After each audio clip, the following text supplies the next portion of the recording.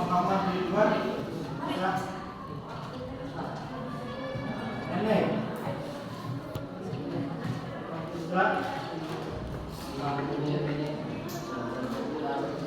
Oh tapi sekolah Rani Eva Rina Isma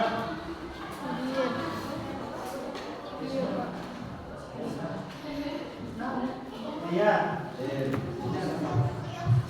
Rizik Sari Selfie Cindy Sofia Suci Duit Yusuf Adil Pak Lalu ini baik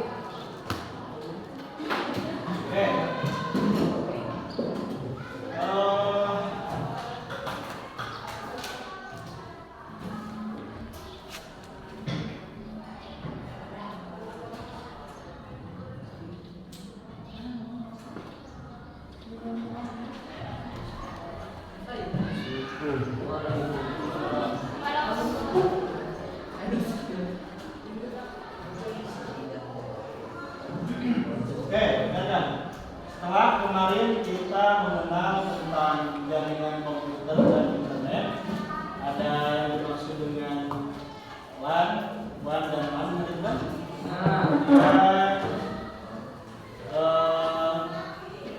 Apa namanya itu? Sejarah singkat tentang internet. Kemudian bagaimana internet tersebut bisa sampai ke kita? Kemarin dari gimana?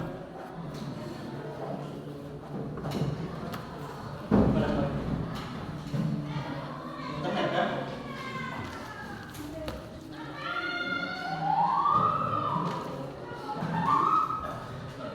Internet.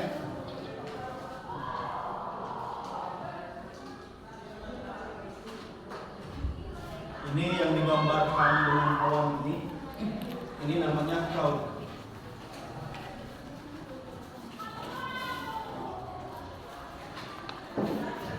Di sini ada user. Siapa user itu? Ya, user. Jadi user itu bertindak sebagai atau istilahnya kalau dalam dunia teknologi apa user?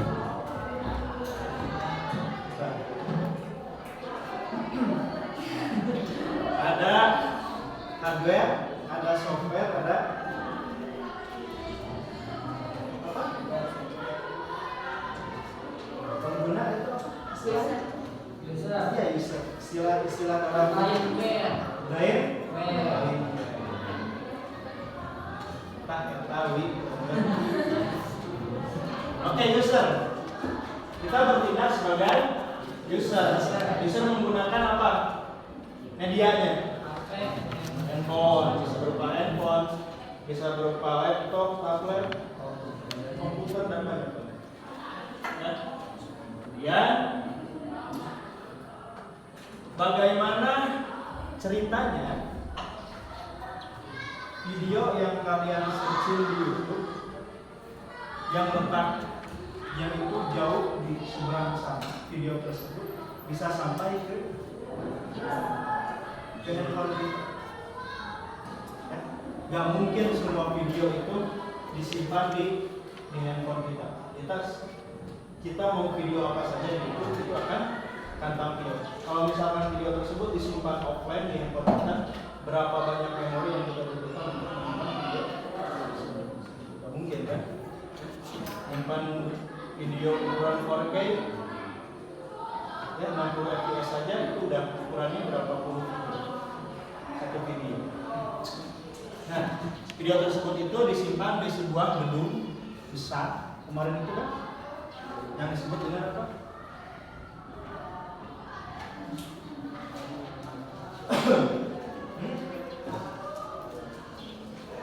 Disebut apa? Pusat data atau apa istilahnya? Server. Servernya di mana? Tergantung. Ya, tergantung. Tergantung dari konten yang mereka sajikan. Contoh misalkan YouTube. YouTube itu adanya di Amerika. Amerika karena bukan television. Apakah server ada di Indonesia?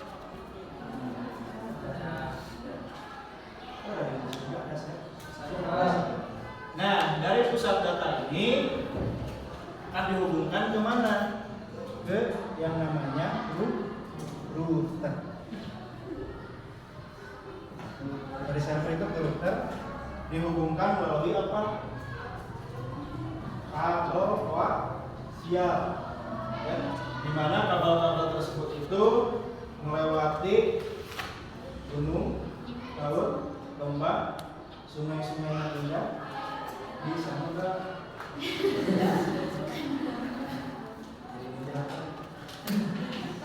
Terhubung melalui router. Ya, kemudian di sini ada lagi router, di sini ada lagi router.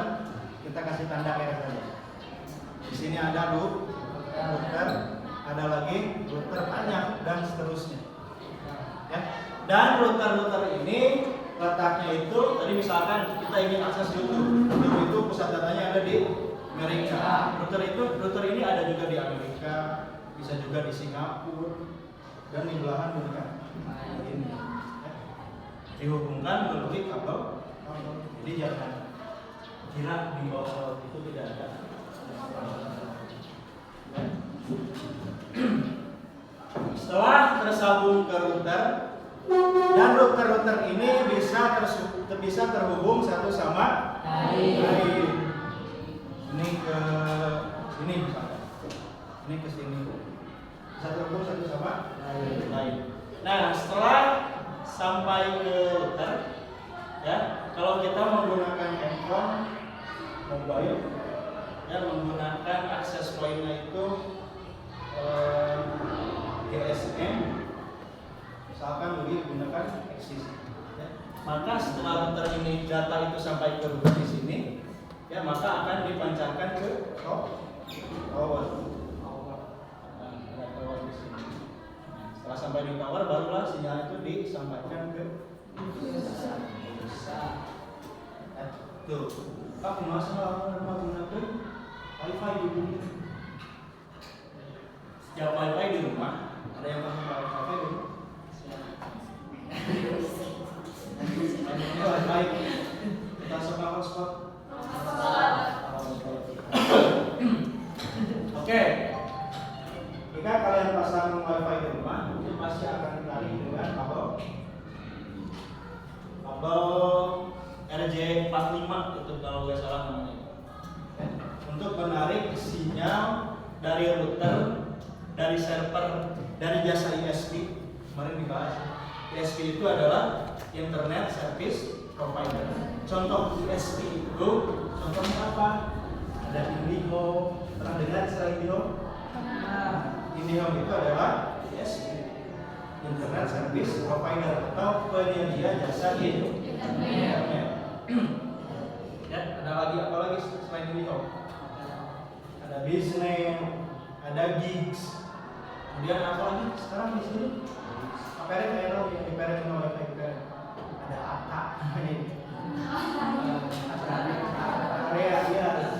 Ada ATA. Kemudian ada server yang dari Cinangela. Ada server yang dari Cinangela juga ada. Itu kalau nggak salah nama ISP-nya itu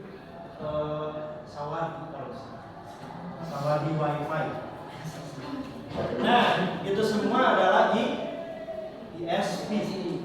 Ya, ISP atau penyedia jasa internet service provider. Kabel tersebut ditarik ke rumah kita, ya, dipasanglah router di rumah kita, router kecil, kemudian dipasang yang namanya antena wifi ada tanduknya, Ya. sehingga bisa memancarkan sinyal wifi tersebut yang bisa ditangkap dengan menggunakan handphone, laptop, komputer dan lain sebagainya.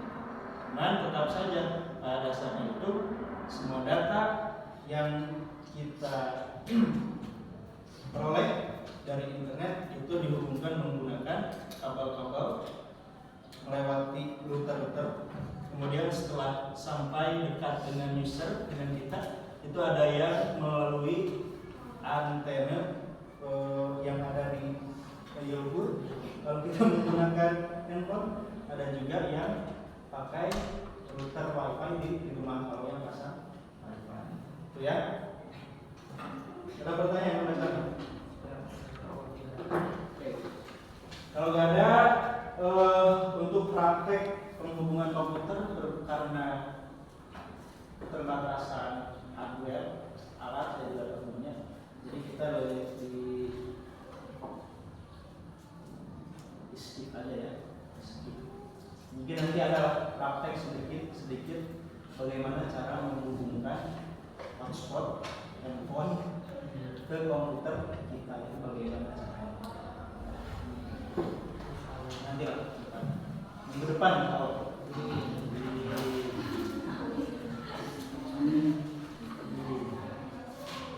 sekarang kita lanjut ke bab 2.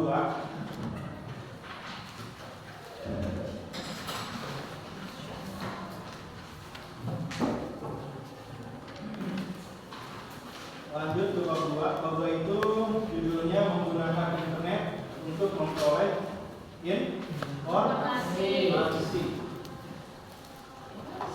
Saya rasa semuanya sudah paham bagaimana cara menggunakan, bagaimana cara berseluncur di internet, ya, bagaimana cara buka Google Chrome, browsing di Google Chrome. Yakin semuanya sudah? Ya. Oke. Ada 3 bagian. Di internet itu ada 3 lapisan.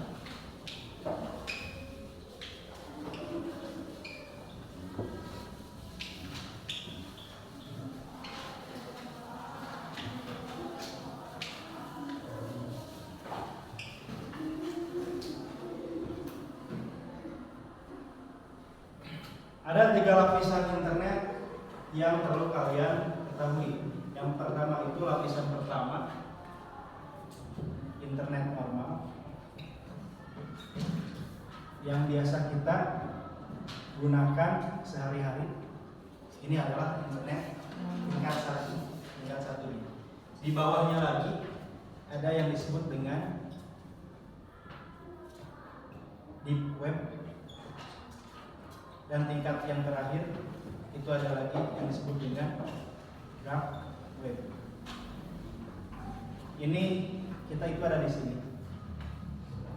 Internet yang kita gunakan sehari-hari itu ada di sini. Tingkat yang paling dasar. Di bawahnya itu ada deep web, dan yang paling dalam itu ada dark web. Kalau dianalogikan itu sebagai, kalau internet itu bagaikan sebuah lautan luas, di mana kita menggunakan internet itu adanya kita dipakai perahu, ya, pakai perahu kita adanya di paling atas. Tapi kalau kita menyelam ke bawah, itu ada yang namanya di web, dan ke paling bawahnya lagi itu ada yang namanya dark web. Dan saya ingatkan, jangan coba-coba untuk mengakses deep web, apalagi dark web. Ya, kenapa? Karena internet, deep web, dan dark web ini banyak sekali situs-situs yang ilegal, ya, dan banyak sekali ini aja lah saya sebutkan ya. Di deep web itu banyak sekali situs, contoh ada perdagangan manusia, organ manusia, kemudian ada, kalau misalnya dari obat-obatan itu ada sabu, ganja, itu adanya Jadi jual belinya itu mereka di sini di web. Kemudian di dark web itu lebih ngeri lagi. Bahkan di deep web, di dark web, di situs dark web, saya juga belum pernah berseluncur di sini. Cuma saya penasaran cari tahu apa sih di dark web itu ada apa sih? Di dark web itu bahkan ada sebuah situs Red Room kalau nggak salah nama situsnya itu, di mana isinya isinya itu orang-orang yang psikopat. Di mana orang tersebut itu streaming di situsnya tersebut, streaming dengan menyekap orang. Saya tidak tahu orang itu entah orang diculik di rumah, tapi yakin ya diculik. Kemudian kita sebagai penonton, kita itu kalau misalnya ingin menonton streamingnya kita harus bayar terlebih dahulu. Dan di streamingnya tersebut si orang yang punya Red Room tersebut, yang lagi streaming tersebut menyediakan 2 jatah raja untuk si penontonnya. Kalau kita ingin membeli posisi raja tersebut, kita harus membayar menggunakan Bitcoin. Bitcoin itu adalah mata uang internet yang jumlahnya itu fantastis, bisa ratusan juta. Apa istimewanya ketika kita membeli kursi raja tersebut? Kita bisa menyuruh si orang psikopat tersebut untuk melakukan apa saja yang kita inginkan. Contoh misalkan congkel matanya, maka dia akan mencongkel matanya sengeri itu. Misalkan iris telinganya, dia akan melakukan. Dan biasanya situs-situs tersebut dan orang yang menonton streaming tersebut, dan memang orang-orang yang bermasalah juga ya. Kita mendengarnya juga udah ngerinya. Nah, itu. Jangan coba-coba kalian masuk di deep web dan dark web. Dan masuk di deep web dan dark web ini ada cara-cara tertentu, gak bisa lewat Google Chrome. Ya, gak bisa lewat Google Chrome. Yang pertama ada cara yang tertentu, dan ketika misalkan kita berseluncur di deep web atau dark web, itu kita harus punya akun anonim. Ya. Jadi kita jangan pakai user kita pribadi. Jangan pakai wifi yang ada di rumah kita juga, karena nanti takut-takut adresnya bisa dilacak, dihacknya. Pakailah wifi yang ada di kafe misalnya, sesuatu kan?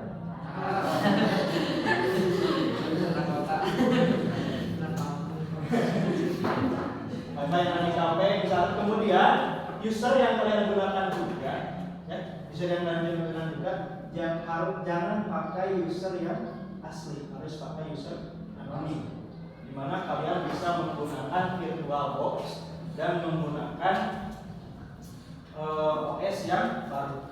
Kumaha sama virtual box, kumaha sama OS. Bayangkan saja lah. Itu ya, ada 3 bagian, internet normal, deep web, dan dark web. Kalau memang kalian penasaran ingin masuk ke deep web dan dark web, silahkan, asalkan jangan macam-macam lah di dalam. Kalau sekedar browsing ingin penasaran misalkan, boleh-boleh saja, sah-sah saja. Cuman catatan yang tadi yang pertama, jangan pakai internet pribadi. Diusahakan pakai internet luar. Kalian pergi ke mana? Kayak misalkan puskesmas yang ada wifi-nya, misalkan ke rumah sakit atau ke kafe yang tadi. Ya, ada cerita kayak wifi.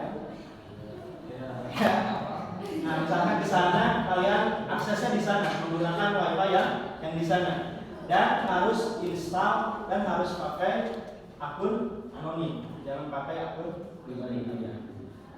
Takutnya nanti terjadi hal-hal yang tidak diinginkan kalau kita pakai user pribadi. Itu ya. Oke, sekarang kita lanjut menggunakan internet untuk memperoleh informasi. Semuanya sudah paham, sudah tahu bagaimana cara menggunakan internet tersebut.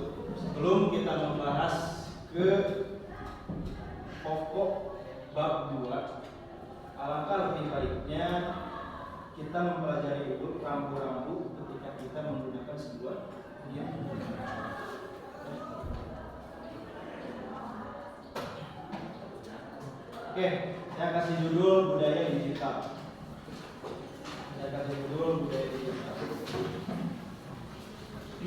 Ini PowerPoint ya.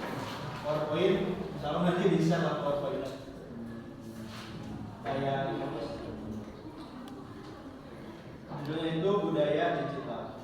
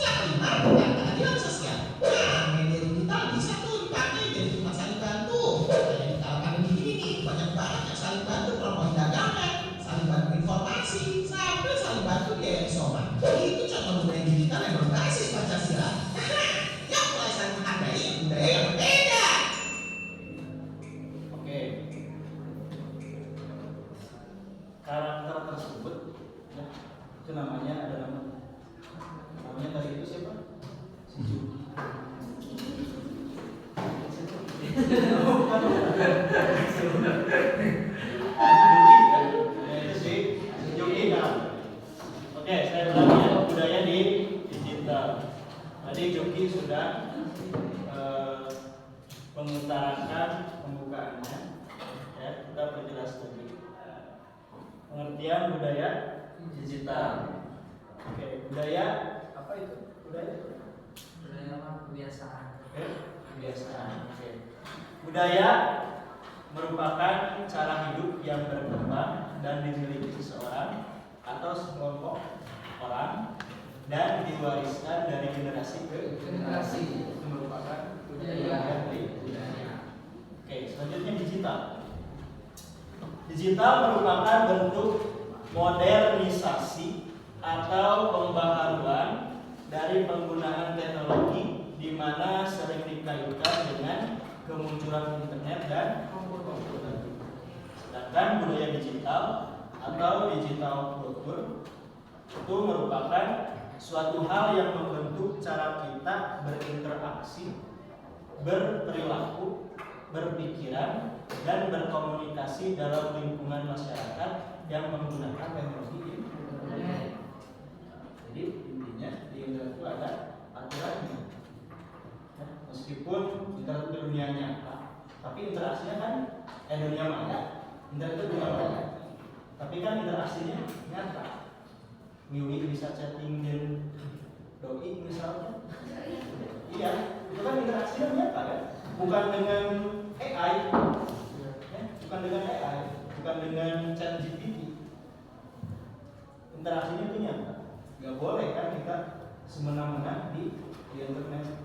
Ada orang yang posting sesuatu di sana, kita menjelek-jelekannya di medsos dan sebagainya. Itu intinya. Ketika kita terus terjun di dunia internet, itu ada aturannya. Dari mulai cara kita berinteraksi, berperilaku, berpikir dan berkomunikasi. Oke, selanjutnya peran dan fungsi media digital. Memasuki abad ke-21, perkembangan teknologi informasi dan komunikasi sangat signifikan dan dinamis. Masyarakat sudah banyak mengenal tentang dunia digital untuk banyak kebutuhan seperti sumber informasi, silaturahmi, bisnis, belajar, hiburan dan game. Betul tidak? Betul. Karena dengan adanya teknologi internet, ya, teknologi tersebut menjadi sumber informasi bagi kita. Ya. Sekarang kan apa-apa ketika ada sesuatu yang kita tidak pahami, tinggal buka Google, buka internet. Ketika sesuatu yang kita belum ngerti, tinggal buka YouTube, bukan? Tutorial make up ya, iya.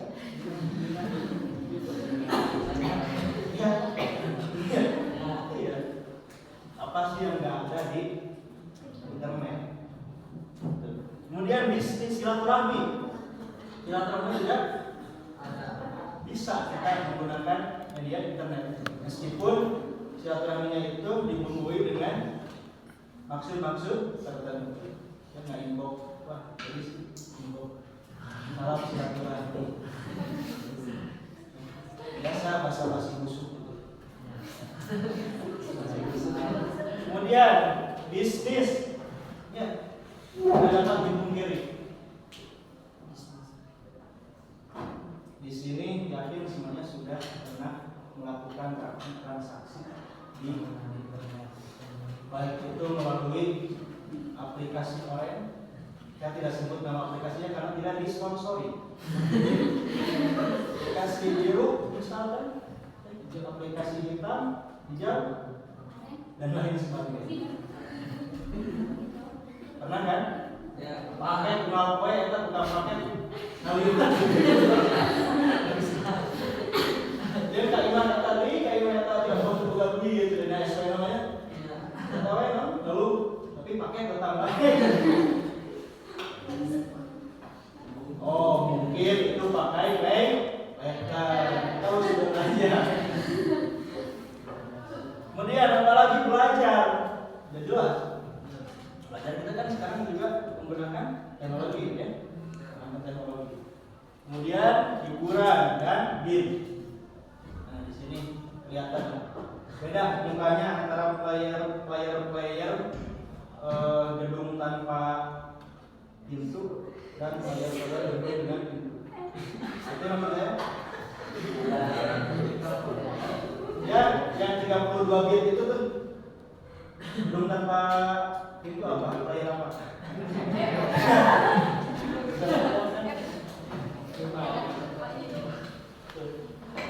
Lanjut. Oke, jumlah pengguna internet di Indonesia. Ini survei yang dilakukan oleh Woodmatter pada bulan Januari 2012 sampai dengan Januari 2022. Jadi semakin tahun itu semakin naik, semakin tahun semakin naik. 30 tahun 2012 itu 39,6 juta. Ya. Sekarang di 2022 itu 205 juta. Total penduduk Indonesia berapa? Berapa itu? 250 juta. Berarti kemarin kurang lebih segitu ya. 200 sekian juta penduduk Indonesia. Tahun 2022 itu pengguna internet mencapai 205 juta. Mungkin sisanya itu yang tidak menggunakan ini brand. Itu yang tidak menggunakan. Orang tua kita semuanya sudah menggunakan. Apalagi orang tua yang baru mengenal internet, yang baru bisa bikin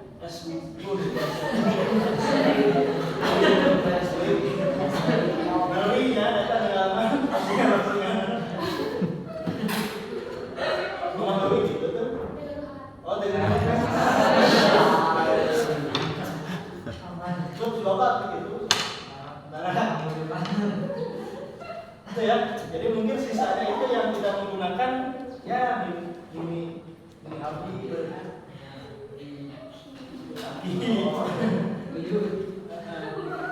Oke, lanjut.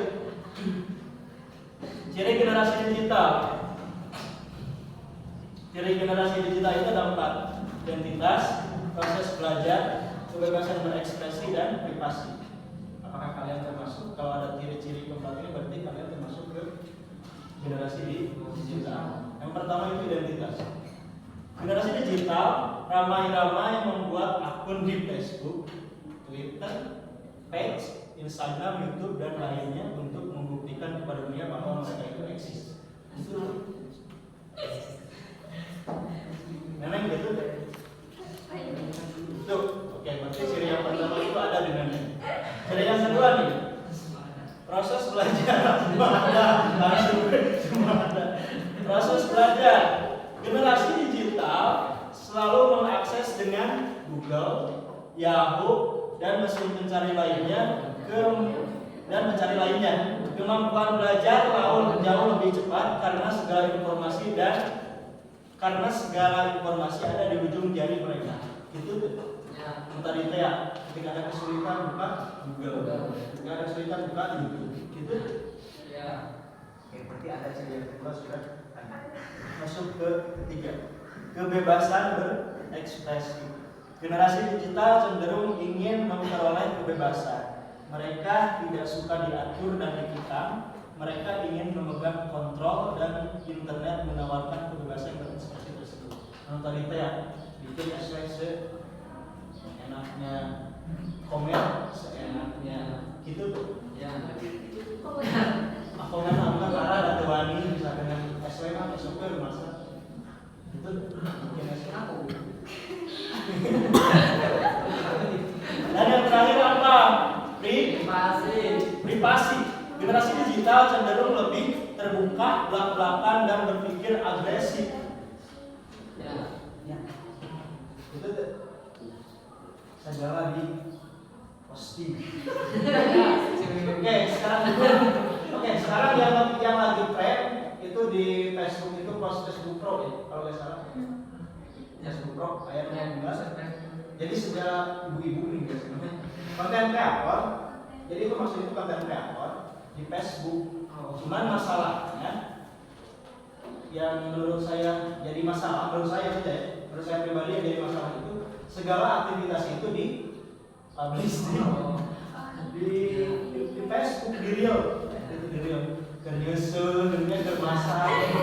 Jadi seakan-akan sudah tidak ada privasi demi mengejar jam tayang gitu kan, supaya dapat monetisasi dari Facebook, supaya nantinya itu dapat dolar Facebook. Itu sebenarnya. Kalau misalkan ada ciri 4 ini di kalian, berarti kalian sudah termasuk generasi digital. Kalau belum ada salah satunya, berarti patut dipertanyakan kedigitalannya. Oke, lanjut. Biar saudara sih.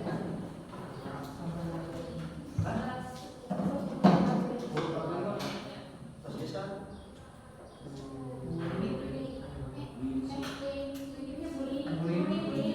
Dengan tas ini tadi.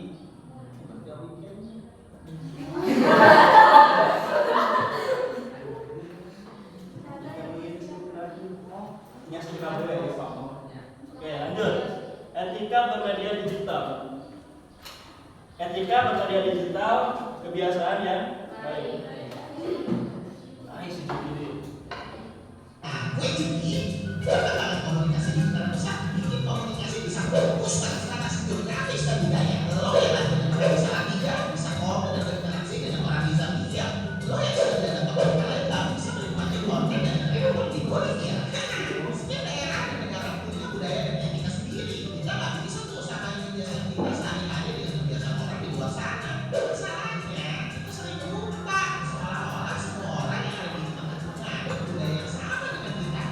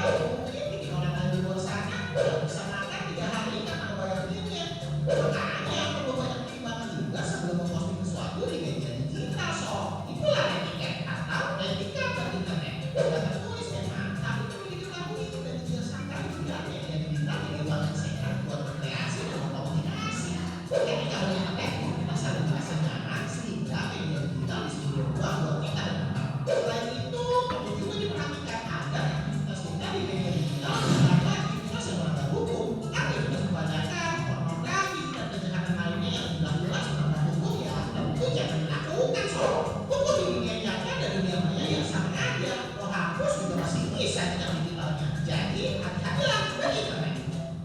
Yuk pahami etika di internet. Oke, etika internet.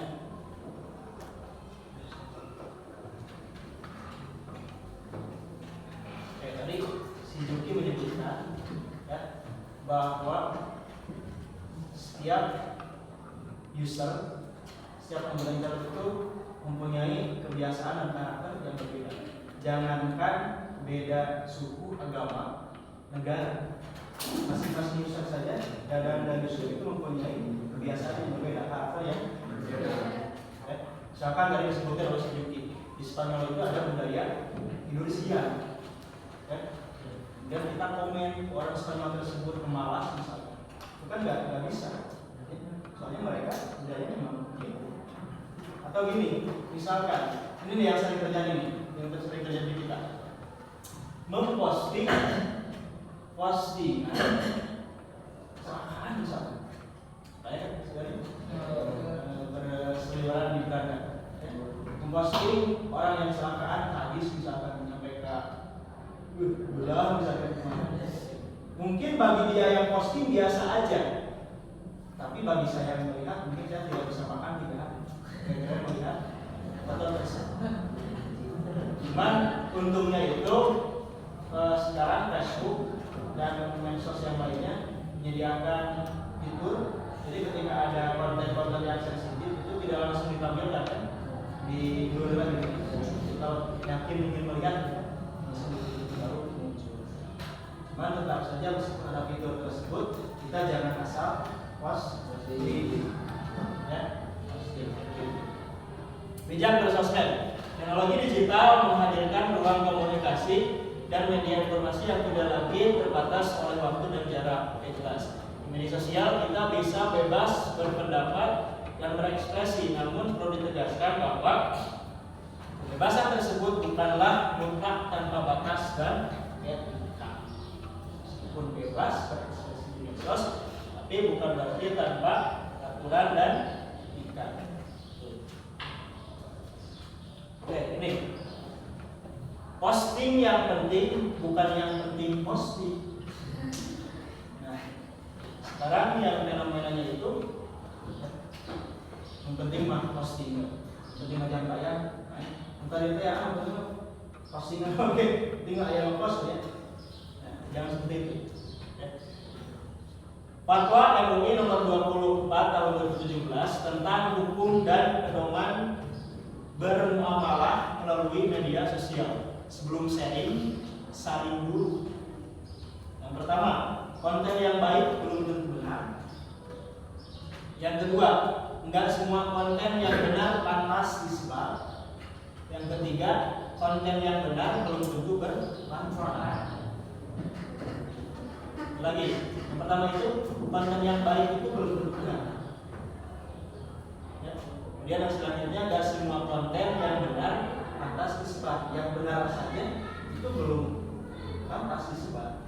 Seperti yang tadi, benar terjadi kecelakaan, tapi perlu itu disebar. Tuh, kemudian yang selanjutnya, konten yang benar belum tentu bermanfaat.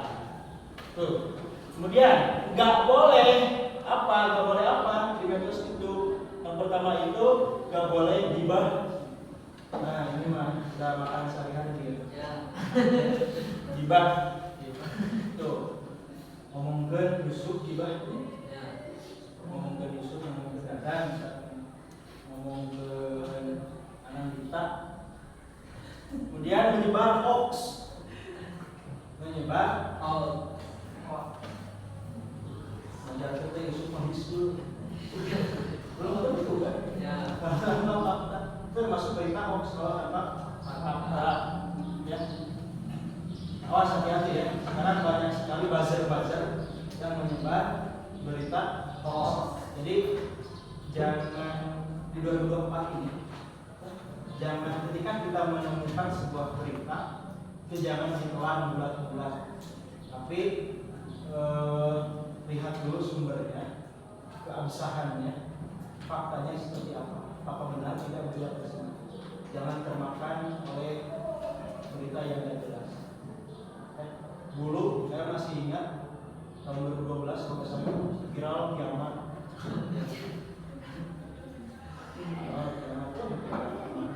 Kemudian sekarang juga masih ada. Sekarang masih ada pesan-pesan yang masuk ke WhatsApp, misalkan itu di mana isinya tersebut kalau nggak disebar ke 10 orang teman kalian, maka kalian akan mandul itu turunan. Oh. Kita termakan, kita di share misalnya. Masih ada ya sampai sekarang chatting spam yang seperti itu. Hoax, kemudian fitnah, kemudian pornografi dan bullying. Tahu nggak bullying? Itu memang maksudnya contohnya yang pertama gibah, menyebar hoax, fitnah, pornografi dan bullying. 5 hal yang perlu diperhatikan dalam bersosial media. Yang satu, jaga privasi akun. Ya, masih kayaknya sok tukeran akun juga boleh. Ya. Ya, menang ya banyak emang. Yang tong tukeran akun. Kayak nama sejarah sih dulu saya masih ingat di dalam Facebook kita ngepost ya, ngepost tahu misalnya kan, terus tadi harapnya pakai hashtag bajak kampung Capek.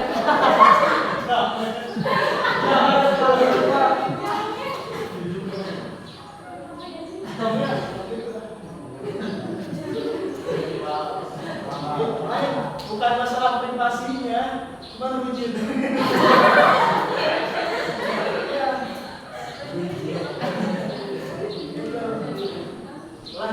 Jangan tekan akun, username dan password harus dijaga.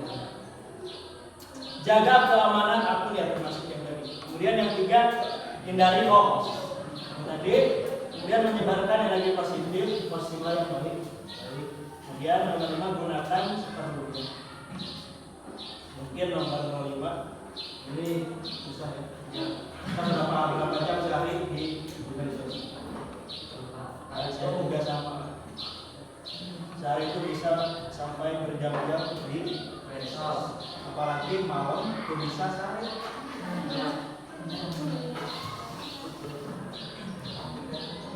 Ini kita keluar. Cara cerdas menangkal penyebaran berita hoax di media sosial. Yang satu, jangan menyebarkan berita tanpa mengecek kebenarannya. 2, jangan terpengaruh dan hati-hati dengan judul provokatif, teliti dan cermati alamat situs. Kemudian periksa fakta, asal dan sumber berita. 5, teliti keaslian foto. 6, ikuti serta dalam grup diskusi anti hoax di media sosial. Nomor 7, segera ajukan ke pihak berwenang bila menemukan berita hoax. Dampak positif dan negatif